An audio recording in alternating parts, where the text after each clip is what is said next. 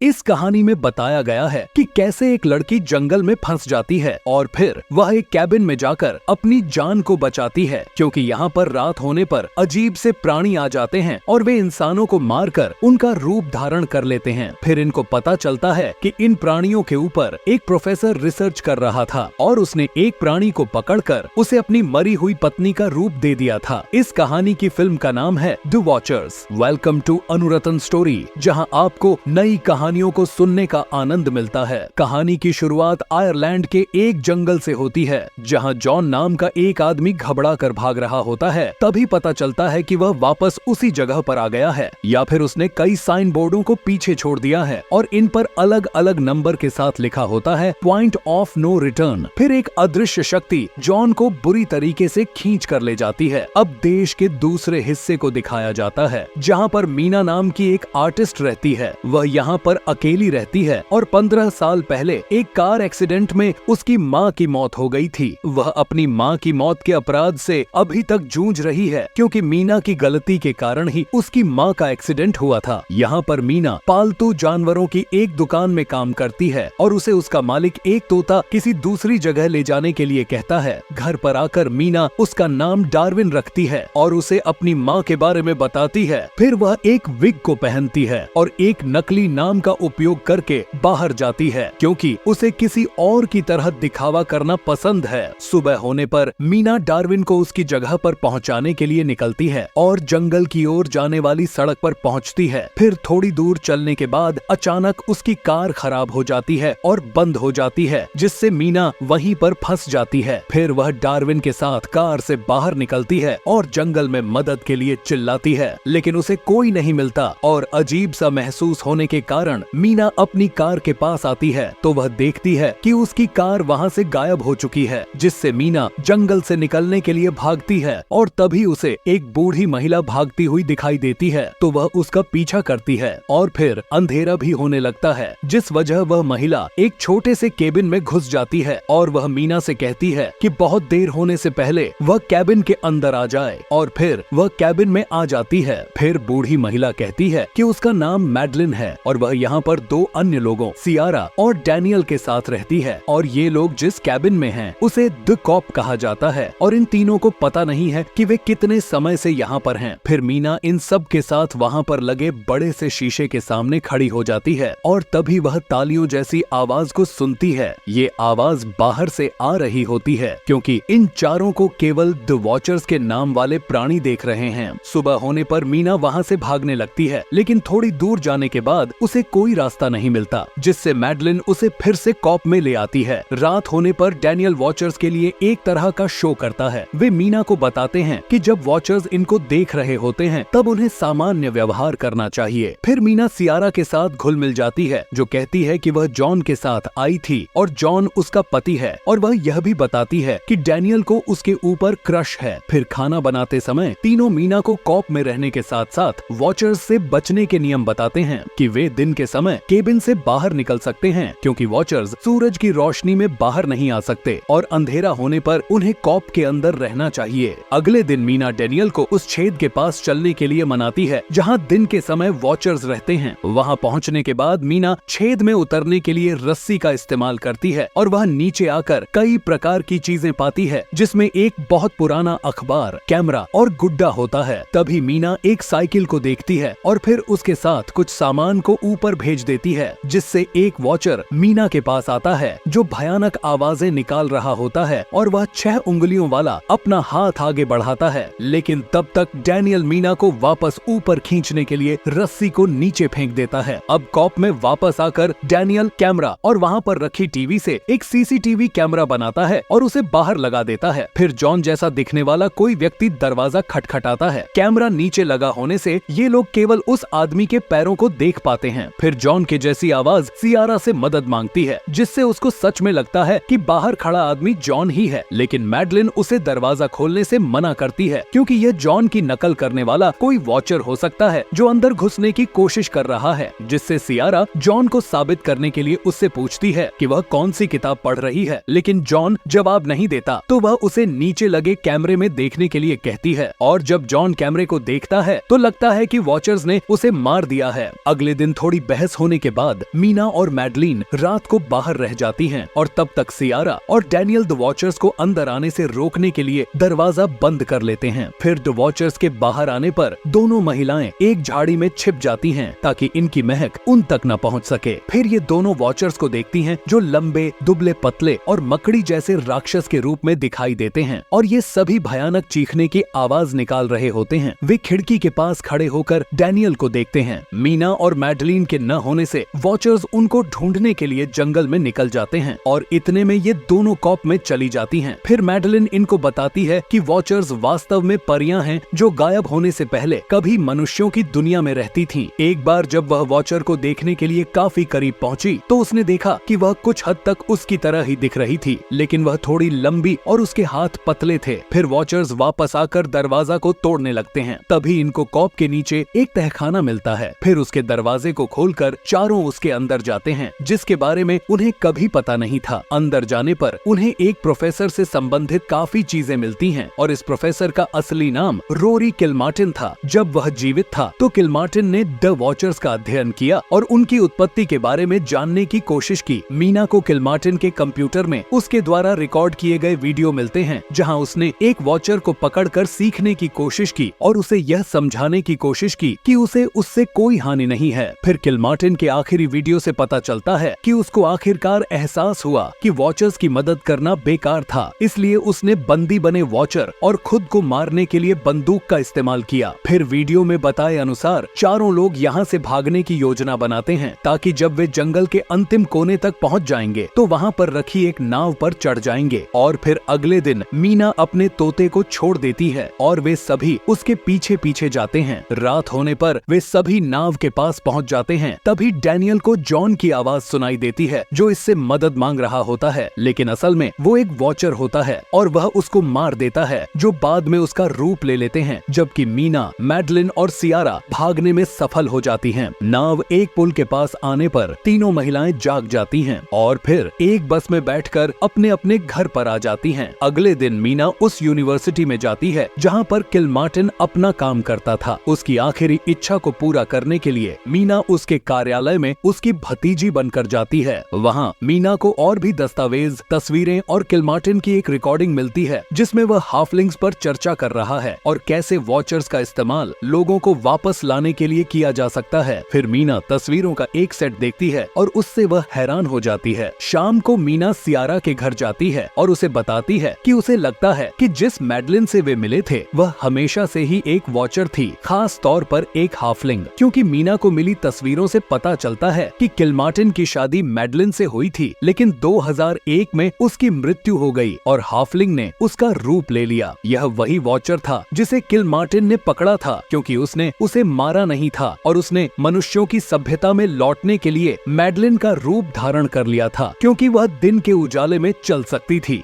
बाहर मीना असली सियारा को घर लौटते हुए देखती है, क्योंकि वह जिससे बात कर रही थी वह वॉचर था। जब सियारा आती है तो वॉचर उसे बेहोश कर देता है और फिर मैडलिन के रूप में मीना के पीछे जाता है। मीना वॉचर से बात करती है और उसे समझाने की कोशिश करती है कि उसके जैसे और भी लोग हैं और मानती है कि उनके लिए उनकी दुनिया से बाहर निकाला जाना ठीक नहीं था। वह वॉचर से यह भी कहती है कि वह पहले से ही मनुष्यों के व्यवहार को समझ चुका है, क्योंकि वह भी आधा इंसान है। मीना की बातें सुनकर वॉचर नरम पड़ जाता है, जिससे वह अपने पंख फैला लेता है और यह मान लेता है कि मीना सही हो सकती है। इसके बाद वह उड़ जाता है। फिर मीना सियारा को जगाने जाती है। इसके बाद मीना अपनी जुड़वां बहन लूसी से मिलती है जो अपनी माँ की याद में खो गई थी। मीना लूसी को अपनी साथ हुई घटना के बारे में बताती है और कहती है कि उसे अभी भी ऐसा लगता है कि वह मैडलिन को दूसरे लोगों के रूप में देखती है। लूसी के बेटे मीना को उसका और डार्विन का एक चित्र दिखाने आते हैं जो अभी भी मीना पास है और इनके घर के बाहर वॉचर अपार्टमेंट में महिलाओं को घूरता हुआ दिखाई देता है जो एक लड़की का रूप लिए है, जिसका चेहरा पूरी तरह से मनुष्य के जैसा नहीं है।